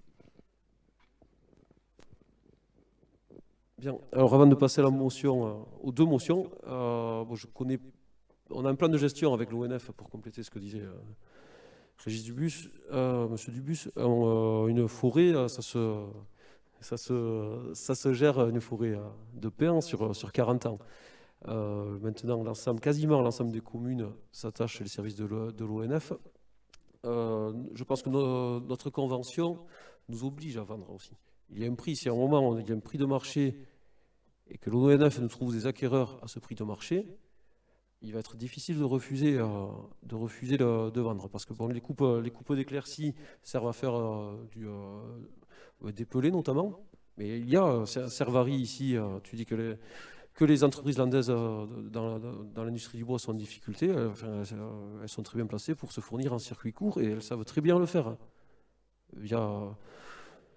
Via notamment Alliance ou l'ONF. Ensuite, comme le dit Régis, c'est l'offre et la demande, c'est le marché. Mais l'industrie landaise du bois est très bien placée pour acheter directement aux communes ou aux coopératives et elle sait très bien le faire.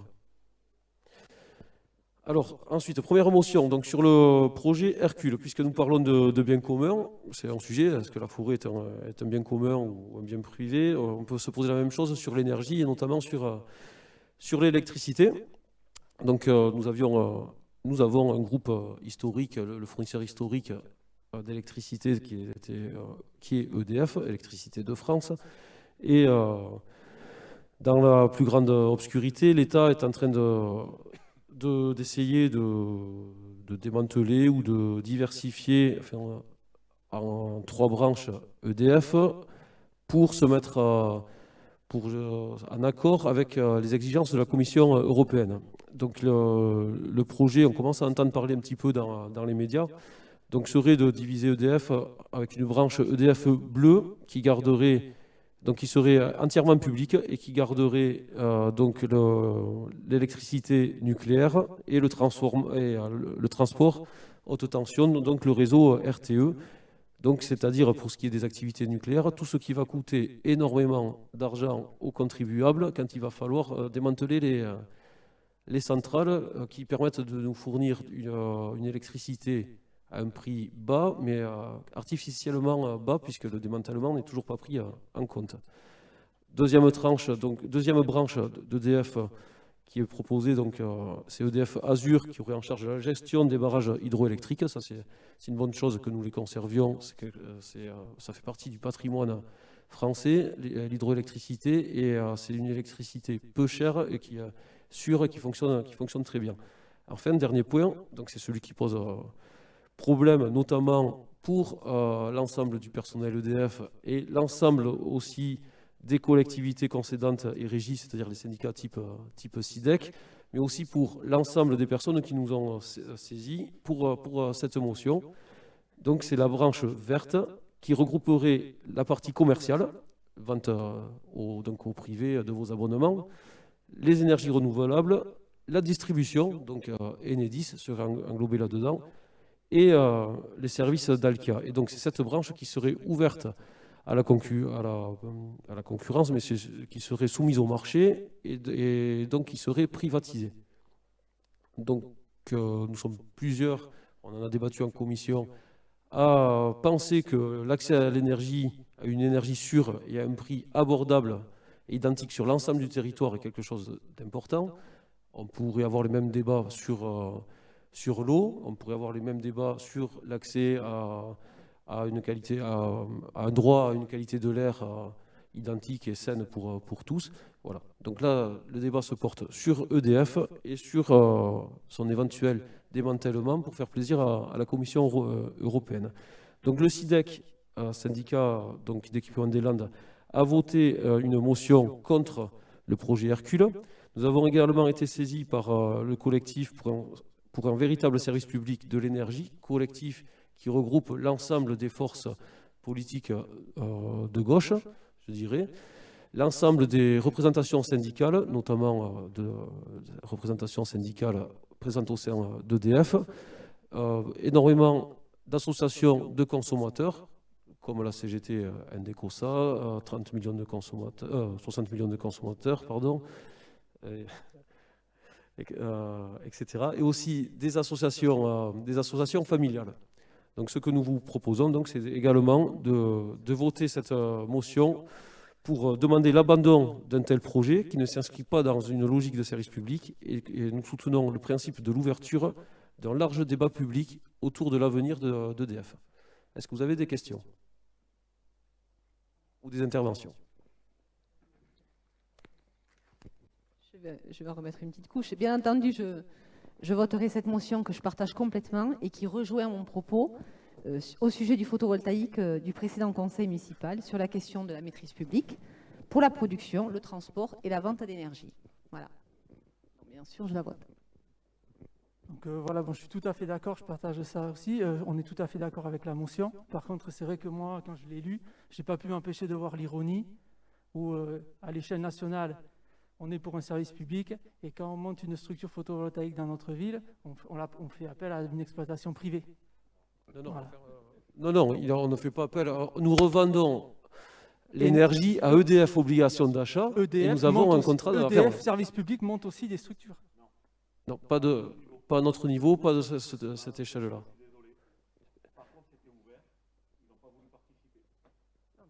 Peut-être, mais des montages, il y en a d'autres. Des montages, je peux en donner 50 exemples.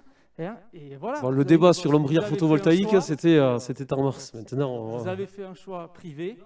Il y a d'autres choix plus publics. Et voilà. Si.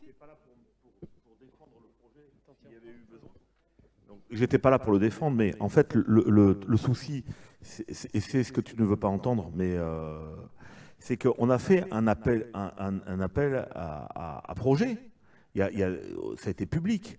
Et tous les gens qui voulaient participer ont eu tout loisir de le faire. On peut s'étonner du peu d'acteurs qui ont bien voulu répondre. Mais en tout cas, la force publique, EDF, n'a pas voulu répondre. Donc peut-être que ce projet ne les intéressait pas. Comment ils ont quand même... EDF, ça ne devait pas les intéresser puisqu'ils n'ont pas répondu. S'ils le font. Comment cela se fait que, oui. Par exemple, tu vas me dire que le montage que vous avez fait, c'est le seul qui était possible? Non, je t'ai dit qu'on a fait un appel d'offres ouvert à tout le monde. Donc, et on n'a eu que deux acteurs. On n'a eu que deux acteurs qui ont bien voulu répondre. Oui. Est-ce que donc j'ai le droit de penser, quand je regarde d'autres villes qui font des montages identiques avec des actionnariats municipaux citoyens, est-ce que j'ai le droit de vouloir ça pour ma ville? Oui, tu as le droit et ça sera fait pour le gymnase du Midi. Oui, donc c'est l'an d'énergie citoyenne. Non, mais l'an d'énergie citoyenne a été consulté. Le projet est beaucoup trop important pour eux. Financièrement, il est trop important, ils ne peuvent pas le porter. Toutes les villes qui ont monté des projets comme ça n'avaient pas déjà forcément une association qui était en place. Ils ont pu aussi l'accompagner pour des gros projets à 250, 500 kW crête. Mais ça n'a pas été le cas. L'an d'énergie citoyenne ne voulait pas se positionner. Ils vont se positionner sur le gymnase du Midi. Mais le débat n'est pas là, le débat est sur le projet Hercule. Est-ce qu'il y a d'autres interventions? Non. Donc nous allons procéder au vote. Qui est contre? Pardon? Monsieur Dor ne prend pas part au vote. Moi, parce que tu travailles chez Enedis. Chez EDF, pardon. Mais comme le soulignait Madame Destenave en commission, avant d'être un salarié, tu es également un usager. Et je trouve regrettable que tu ne veuilles pas prendre position.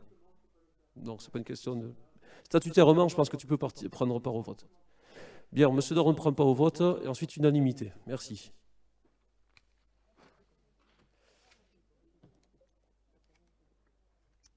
Donc ensuite, dernière motion.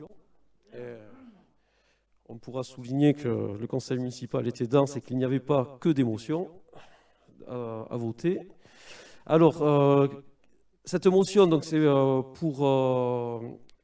une motion pour demander à l'État de suspendre le déploiement de la 5G. Et cette motion a été amenée par Madame Destenave, qui nous avait saisi précédemment au conseil municipal de mars.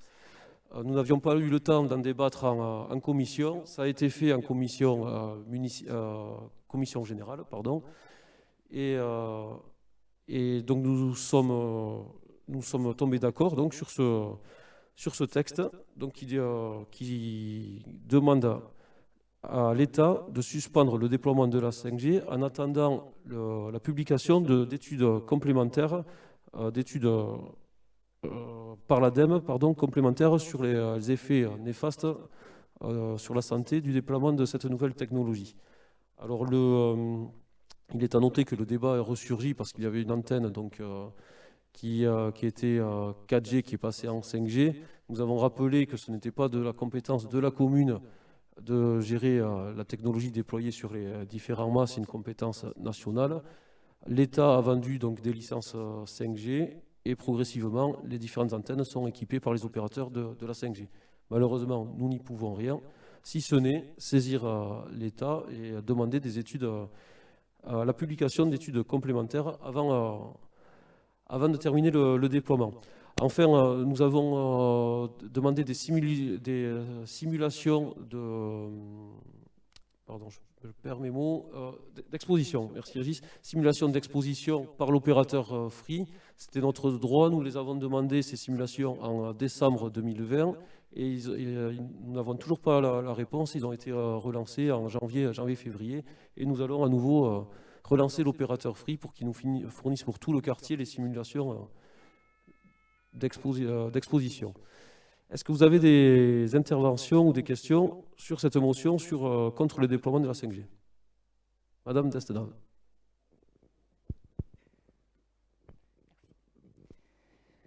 Oui. Vous dites qu'on est tombé d'accord, mais j'ai pas vraiment eu trop le choix. Mais elle a le mérite d'exister, bien sûr, je vais la voter. Je vais juste rajouter, je voudrais les évoquer, même si ils ne sont pas dans la motion, mais je vais évoquer les deux petits points que vous avez choisi d'enlever et pour lesquels, effectivement, toute la commission n'était pas favorable. C'était, la sobriété numérique et énergétique, parce que le déploiement de la 5G, permettant une très forte croissance du volume de données, nécessitera une hausse importante de la consommation d'énergie par le biais des antennes, dont le nombre est appelé à croître fortement, et des serveurs.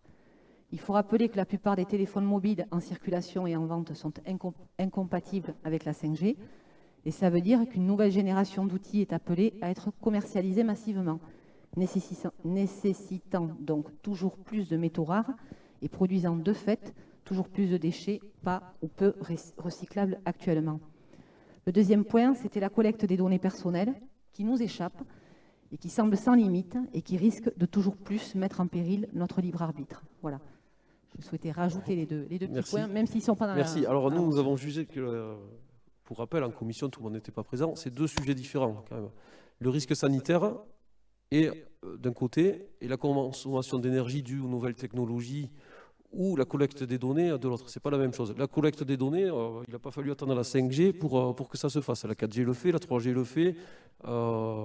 Tu te connectes sur ton ordinateur, tu ouvres Internet Explorer ou Google, ou ton adresse mail, toutes tes données sont aspirées. Donc, ce n'est pas lié à la 5G, tout comme l'obsolescence programmée et la multiplication des outils numériques, tablettes, smartphones et leur renouvellement régulier, ce n'est pas dû au déploiement de la 5G. Donc nous allons pouvoir passer au vote donc, sur cette motion et qui alerte sur la méconnaissance des risques sanitaires. Qui est contre? Qui s'abstient? Unanimité. Merci. Alors, information, dernier point. Questions et informations diverses. Donc, c'est les décisions prises en application de l'article 21-22 du CGCT. Alors, demande de subvention pour l'acquisition de la friche de l'ancienne usine Adidas. Nous avons fait une demande de DETR. Donc, dotation d'équipement aux territoires ruraux, parce que nous avons eu l'agréable surprise d'apprendre que l'achat pouvait être subventionné. Donc, nous n'allons pas nous en priver. Ensuite, donc ça a été signé, c'est le marché du mandat d'études préalable pour la réhabilitation de l'ancienne usine. Donc, c'est le marché signé avec la Satel. Ensuite, mise à disposition des terrains cadastrés AR 120, 180 chemin du Tuc gravier, constituant le circuit de motocross. Donc, une convention de mise à disposition a été signée, ça vous avait été présenté en commission. Ensuite, demande d'une subvention au conseil départemental dans le cadre du FEC, le Fonds d'équipement des communes. C'est pour participer à l'achat d'un véhicule électrique pour le portage de repas à domicile, donc pour les services assurés par le CCAS. Donc nous aurons un second véhicule, ça sera un véhicule frigorifique électrique. Demande de subvention au titre des amendes de police, donc pour le parking du pôle de rugby qui va être livré donc, à côté d'ici en fin d'année. Enfin, deux derniers points. Il nous a été proposé par la préfecture des Landes avec les services de la Croix-Rouge, avec l'aide de la Croix-Rouge, des dépistages Covid sur la base du volontariat pour nos marchés du 1er et 15 mai, donc marché du samedi matin. Ils ont jugé bon, et j'y ai répondu favorablement, au vu de l'affluence sur ces marchés, de proposer des dépistages sur la base du volontariat.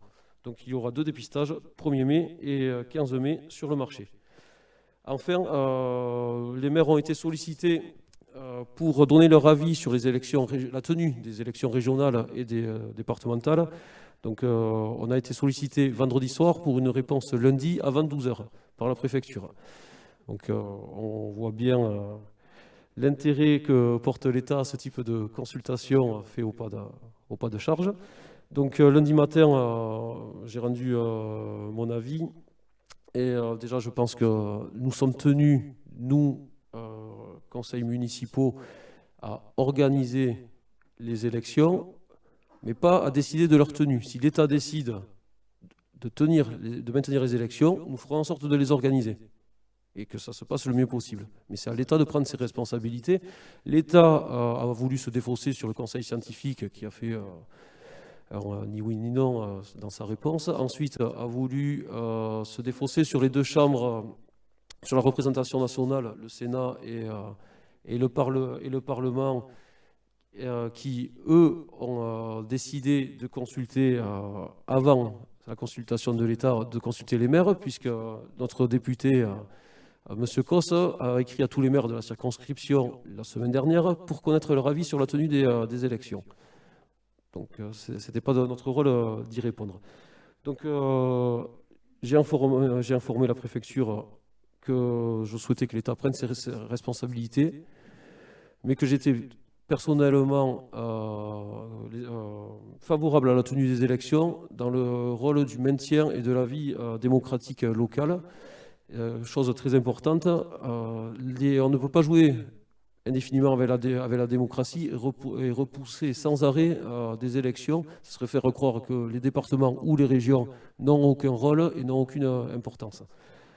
Pour terminer, les élections municipales, le second tour s'est bien passé, les gestes barrières ont été maintenus et je pense qu'il faudrait également éviter qu'il y ait trop de contraintes, c'est-à-dire qu'il y ait gestes barrières, mais certaines associations d'élus ont voulu comme mesure que tous les assesseurs, tous les scrutateurs, tous les membres de bureaux de vote présentent un test Covid négatif de moins de 48 heures Ici à Tyros, dû au double scrutin, nous allons avoir, donc nous avons 7 bureaux de vote par temps normal. Avec le double scrutin départemental, régional, nous allons avoir 14 bureaux de vote à tenir.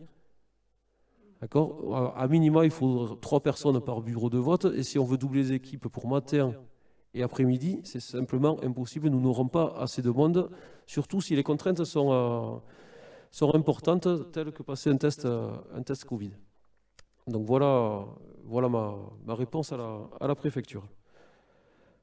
Donc, nous en avons terminé avec ce conseil municipal. Donc je vous remercie tous. La séance est clôturée. Vous avez tous des documents à signer avant de partir. N'oubliez pas, c'est relatif au budget. Merci à tous. Bonne soirée.